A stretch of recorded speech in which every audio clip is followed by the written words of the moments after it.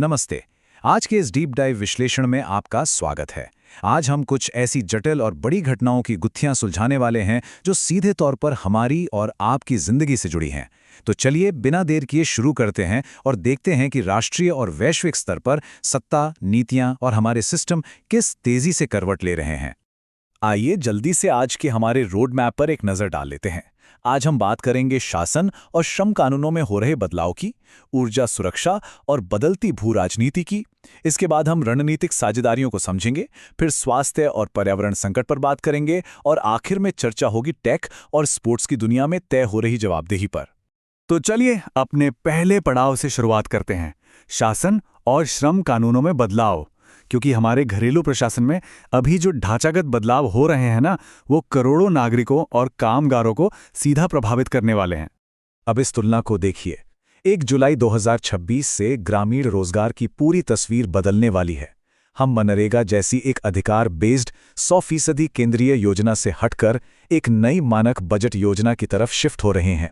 रोजगार की गारंटी 100 से बढ़कर 25 दिन जरूर हो रही है, लेकिन ध्यान देने वाली बात यह है कि अब फंड का 40% हिस्सा राज्यों को देना होगा, यानी राज्यों के खजाने पर एक नया और भारी वित्तीय बोझ आने वाला है। और इस बदलाव के बीच एक बहुत बड़ा रूड़ा है, और वो है ये नंबर, लगभग 11.5 करोड़। जी हां, 45.4% रजिस्टर्ड ग्रामीण मजदूर ऐसे हैं जिनका ई-केवाईसी अभी तक पूरा ही नहीं हुआ है। अब आप ही सोचिए, इतने बड़े पैमाने पर अधूरापन इस नए सिस्टम के सुचारू रूप से लागू होने में कितनी बड़ी चुनौती खड़ी कर सकता है।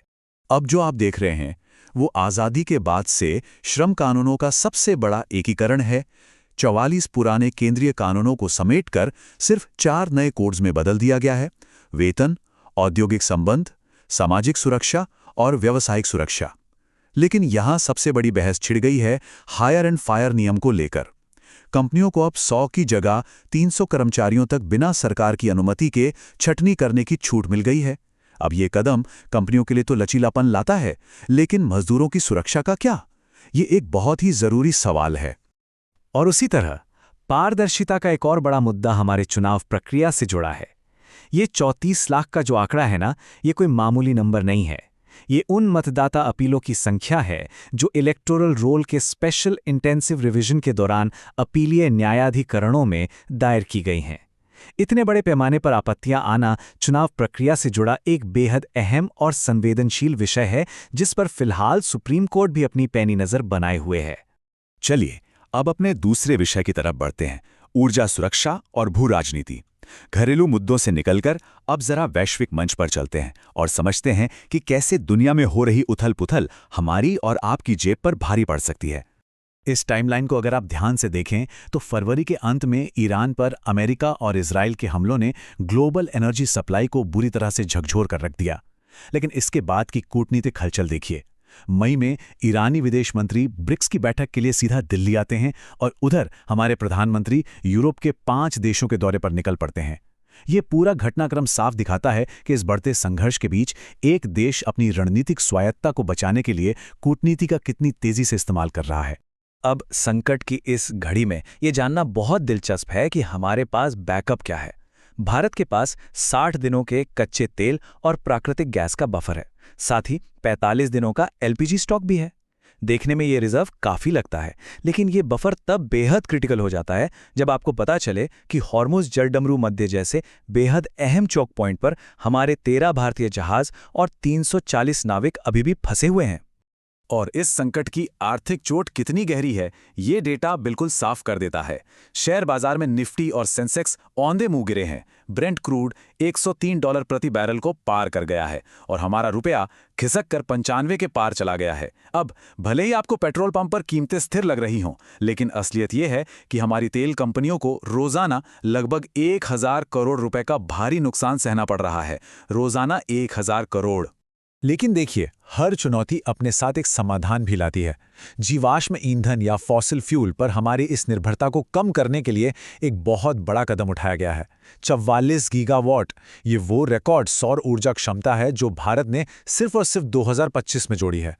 इसके साथ ही देश की कुल सोलर क्षमता अब 150 गीगावाट के एक विशाल स्तर पर पहुंच गई है, जो वाकई काबिल तारीफ है। आगे बढ़ते हैं हमारे तीसरे खंड की ओर, रणनीतिक साझेदारी और संरक्षण। ऊर्जा से जुड़ी इन चुनौतियों से निपटने के लिए एक मजबूत अंतर्राष्ट्रीय नेटवर्क बनाना कितना जरूरी है, आइए इसे समझते हैं। वियतनाम के साथ इस साझेदारी को देखिए। मई 2026 में दोनों देशों के संबंधों को अपग्रेड किया गया। इसका मुख्य फोकस क्या है? महत्वपूर्ण खनिज, ऊर्जा और रक्षा।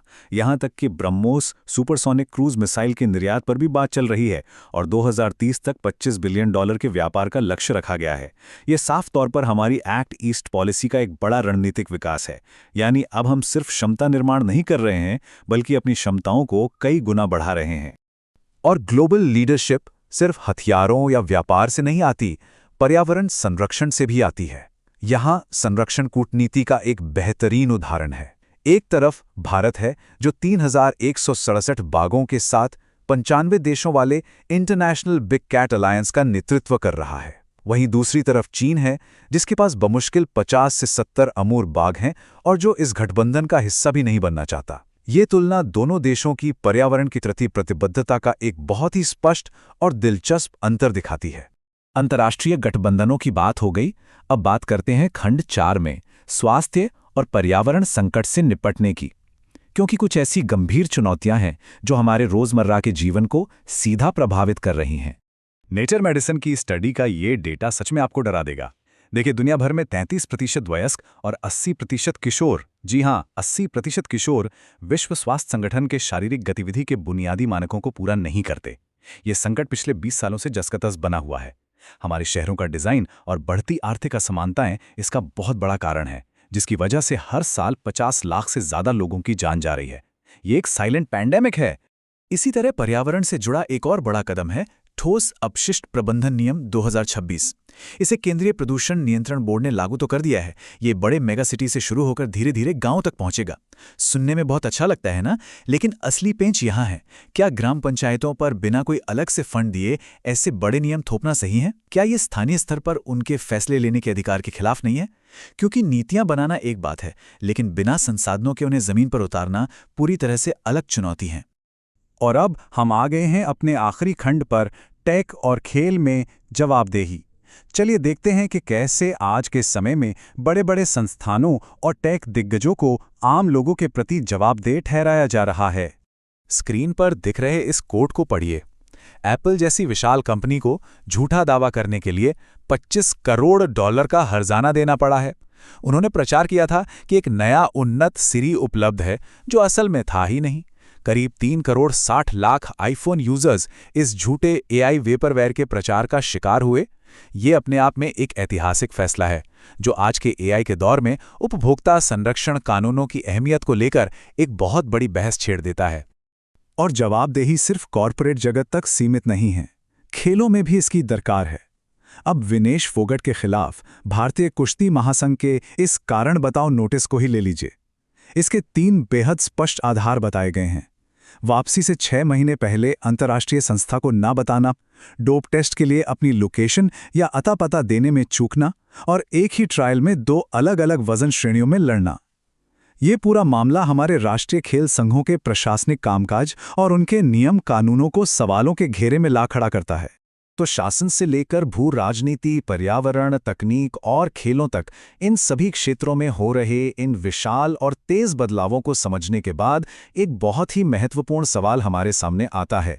क्या हमारे आज के कानूनी, प्रशासनिक और संस्थागत ढांचे सच में इतनी तेजी से बदल रहे हैं कि वो इन तकनीकी और प्रणालीगत बदलावों की आंधी में एक आम इंसान के अधिकारों को सुरक्षित रख सकें?